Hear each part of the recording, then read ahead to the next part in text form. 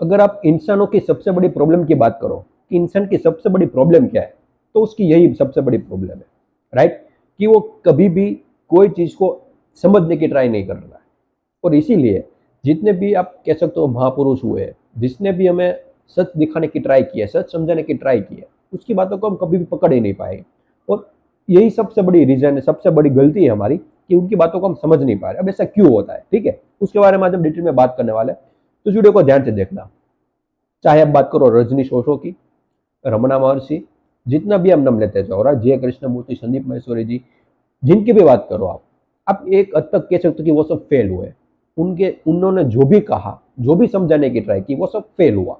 अब ऐसा मैं क्यों कह रहा हूँ? क्योंकि मैक्सिमम लोग उनको समझ नहीं पाए। कुछ परसेंट के लोग हैं जो उनकी बातों को समझ पाए, राइट? जो उनकी बातों को समझ सके वो क्या कहना चाह रहे एक्चुअल में। बाकी लोगों ने क्या किया, उनको भगवान बना दिया, राइट? हमें थोड़ी देर पहले मैं एक वीडियो देख रहा था जहां पर वो बात कर रहे थे कि रजनीश एक भगवान है, राइट? रमणा महर्षि भगवान है। अब ये हुआ क्या यहाँ पर? आप यही और सबसे बड़ी हम गलती करते हैं कि कोई बात कर रहा है, उसको हम समझ नहीं पा रहे, बट हमें लगता है कि वो बहुत ही डीप बात कर रहा है। तो वो हम क्या समझते हैं कि ये तो इंसान को समझने की बस की बात है नहीं, मतलब वो भगवान है। कोई भगवान ही होगा जो ऐसी बात कर सकता है। और उनके जाने के बाद हम उनकी पूजा करने लगते हैं। वापस से वही जो हमारी पैटर्न है पूजा करने की, राइट, हाथ जोड़ के खड़े रहने की, उसी पैटर्न में हम आ जाते हैं और बार बार वही पैटर्न को हम रिपीट करते रहते हैं, जिसकी वजह से हमारी लाइफ में एक्चुअली में कोई भी फर्क नहीं आता है। कहने के लिए हम कह सकते हैं कि मैंने भगवत गीता पढ़ी, मैंने ये उपनिषद पढ़े, मैंने इनको सुना, बट एक्चुअल में आपकी जो हरकतें हैं, जो हम नॉर्मली जो हमारी हैबिट्स होती है, उसमें कोई भी चेंज नहीं आया। वही हरकत हम बार बार रिपीट करते हैं ड्यू टू जो हमारे माइंड में पैटर्न बन चुका है उसके ऊपर, राइट? तो यहाँ पर इस चीज को समझने की ट्राई करते हैं कि हम ऐसे क्यों है, हम किसी भी चीज को समझ क्यों नहीं पाते, राइट? तो इनकी सबसे बड़ी जो रीजन है, जब सबसे बड़ी जो यहाँ पर वजह सामने आती है, वो है कि हमारी जो कंडीशनिंग हुई पड़ी है, वो हमने बचपन से यही सीखा है कि हम लोगों के सामने हाथ जोड़ो, राइट, उनके पैर में पड़ो और वो जो बोल रहे हैं वो मान लो। और यही सबसे बड़ी गलती है, हम किसी भी चीज को हम मान लेते हैं। और बार बार मैं कह रहा हूं कि अगर हर चीज को आप मानोगे तो आप हमेशा ऐसे ही रहोगे, आपका माइंड कभी भी खुलेगा नहीं, आप हमेशा डर में जियोगे। फॉर एग्जाम्पल, आपको अगर कोई जॉब मिल गई, बहुत मेहनत के बाद कहीं से आपके जॉब लग गई, अब आप में हमेशा डर रहेगा, क्योंकि अगर वो जॉब चले गई तो मैं क्या करूंगा।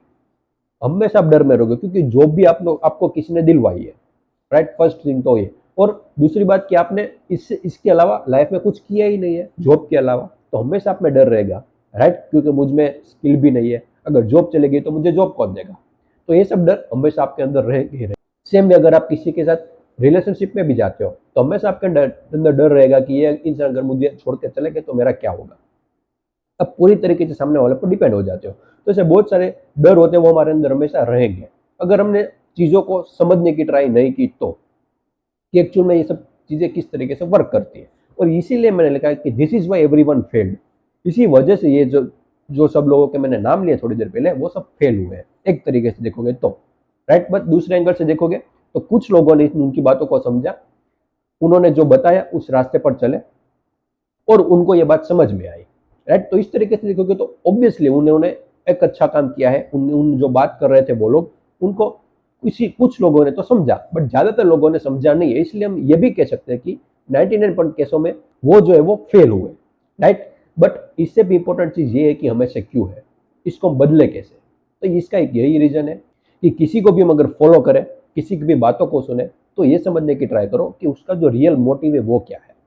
मतलब उनकी हर बातें किस तरफ इशारा कर रही है, किस तरफ हमें लेके जा रही है। अगर आप बातों को पकड़ोगे, अगर आपने बातों को पकड़ा, तो आप हमेशा कॉन्फ्लिक्ट में रहोगे, कंफ्यूजन रहोगे। क्यों? क्योंकि अगर इसको मैं एक एग्जांपल के थ्रू समझाऊं, आपने संदीप महेश्वरी जी का नाम तो ऑब्वियसली सुना ही होगा और आप लोग उनकी वीडियो भी देखते होंगे। तो उनकी आप 10-12 साल पहले की वीडियो उठाओ और आज की वीडियो उठाओ, दोनों वीडियो में वो जो बात कर रहे हैं वो बिल्कुल अलग है। 10 साल पहले जो बात कर रहे थे और आज बात कर रहे हैं वो बिल्कुल अलग है।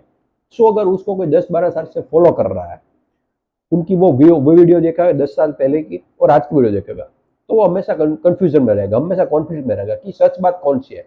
10 साल पहले वो ये कह रहे थे और आज वो ये कह रहे हैं, और मे भी आज से 5-6 साल बाद कुछ और बात करेंगे, राइट? तो हमेशा वो कंफ्यूजन में रहेगा, कॉन्फ्लिक्ट में रहेगा कि आखिर में सच बात है क्या। बट यहाँ पर उसने ऐसा क्यों कहा? क्योंकि वो बातों को पकड़ रहा है, जो वो बात कही जा रही है उसको पकड़ रहा है। बट वो बात किस तरफ इशारा कर रही है, अगर उस पर ध्यान देगा तो तीनों बातें या कोई भी बात कर रहे हो वो, उनका इशारा एक ही तरफ होता है कि खुद को जानो, खुद को समझो। उनकी हर बात यहीं पर आके रुकती है, अंडरस्टैंडिंग, समझ। और ज्यादातर लोग उनको मोटिवेशनल स्पीकर समझते हैं, राइट, बट एक्चुअल में वो है भी नहीं। मैं भी 10-12 साल पहले होंगे, बट आज की डेट में आप देखोगे तो उनकी बातें किसी भी एंगल से आपको मोटिवेटेड नहीं लगती है कि आपको मोटिवेट कर देगी, राइट। हर बात वो समझ पे लेके आ रहे हैं कि हर चीज को बारीकी से समझो, बारीकी से जानने की ट्राई करो।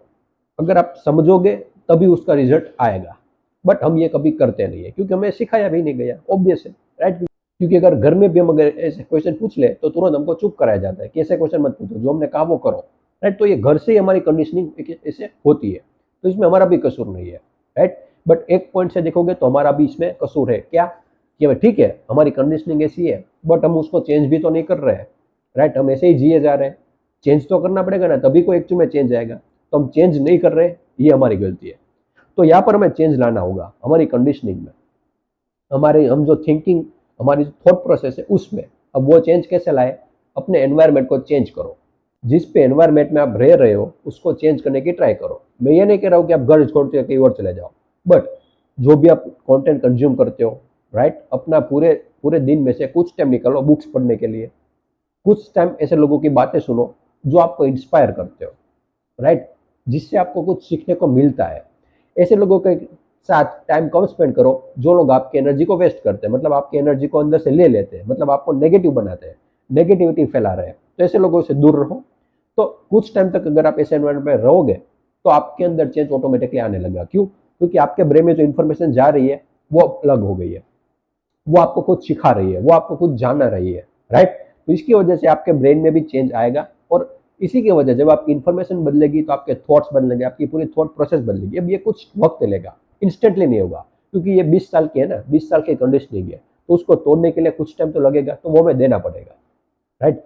तो नई इन्फॉर्मेशन लोगे तो उसकी वजह से नए थॉट्स आएंगे, नए थॉट्स आएंगे तो हम जो एक्शन ले रहे हैं उसमें भी चेंज आएगा, राइट। तो ये पूरी साइकिल को अगर आपने समझ लिया तो आप इजीली इन चीज़ों को चेंज कर सकते हो। ये इतना टफ नहीं है, राइट। बट हम जिसकी बात सुनते हैं, इतने टाइम से जो बात सुनी है हमने, राइट, तो उसकी वजह से ये हमें बहुत डिफिकल्ट लगता है। बट एक्चुअल में बिल्कुल भी डिफिकल्ट नहीं है, क्योंकि ये सारा खेल इन्फॉर्मेशन का ही है, नॉलेज का ही है कि आप अपने अंदर डाल क्या रहे हो।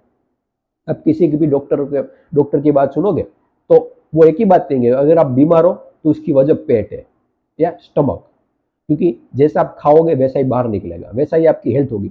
सो अगर आप जंक फूड खाओगे तो आपकी हेल्थ भी खराब होगी। वैसे ही सेम प्रिंसिपल यहाँ पर लागू होता है कि माइंड में आप जो भी इंफॉर्मेशन डालोगे, अच्छी होगी तो आपके थॉट्स अच्छे आएंगे, बुरी होगी तो आपके थॉट्स बुरे आएंगे, जिसकी वजह से आपकी लाइफ में नेगेटिविटी बढ़ेगी। और अच्छा या बुरा मतलब क्या? अच्छी इन्फॉर्मेशन और बुरी इन्फॉर्मेशन, इसका मतलब क्या? सो यहाँ पर अच्छी इन्फॉर्मेशन मतलब ये कि ऐसी इन्फॉर्मेशन जो सबका भला करे, आपका भी भला करे और सामने वाला का भी भला करे, राइट। तो इसको हम अच्छी इन्फॉर्मेशन करेंगे। बट बुरी इन्फॉर्मेशन मतलब जो चीज सामने वाले का नुकसान कर रही हो या फिर आपका नुकसान कर रही हो, राइट। तो यहाँ पर किसी का भी अगर नुकसान हो रहा है तो that is not a good information, that is bad information. तो इस तरीके से हम इसको कैटेगराइज कर सकते हैं। बट आई होप कि आपको समझ में कि हम इस कंडीशनिंग को ब्रेक कैसे करें, क्योंकि इसको ब्रेक करना बहुत ही ज़्यादा जरूरी है। अगर हमने ब्रेक नहीं किया तो फिर हम किसी की भी बातों को सुने, कोई भी बुक्स पढ़े, हमारी लाइफ वैसी की वैसी ही रहेगी। क्योंकि बुक्स पढ़ने के बाद थोड़ी देर के लिए आपके माइंड में चेंज आएगा, बट वैसे ही आपकी जो पुरानी हैबिट्स है वो आप पर हावी हो जाएगी, आपका जो रूटीन है वो आप पर हावी हो जाएगा, आप वही करोगे जो कल कर रहे थे। कुछ दिन के लिए चेंज आ सकता है, राइट। बट वैसे ही अगर आप अपनी चेंज नहीं किया अपने कंडीशन को, वही आप पैटर्न में फंसे रहोगे और कभी भी आपकी लाइफ चेंज नहीं हो सकती। That's why I have written on the thumbnail, this is why everyone failed. वो जो समझाना चाहते हैं वो हमने कभी समझा ही नहीं, क्योंकि हमारी कंडीशनिंग की वजह से, जो भी हमारा बचपन से आज तक का एनवायरमेंट रहा है उसकी वजह से, राइट। तो आई होप कि आपको समझ में आया जो भी मैंने इस वीडियो के थ्रू आपको समझाना चाहा, because this is very important. अगर आपने इसको नहीं समझा तो मे भी आपकी लाइफ में कोई चेंज नहीं आ सकता है, राइट। फिर भी अगर कोई क्वेरी या डाउट हो तो बिल्कुल आप मुझे कमेंट सेक्शन में बता सकते हो, right. And thank you so much for watching this video.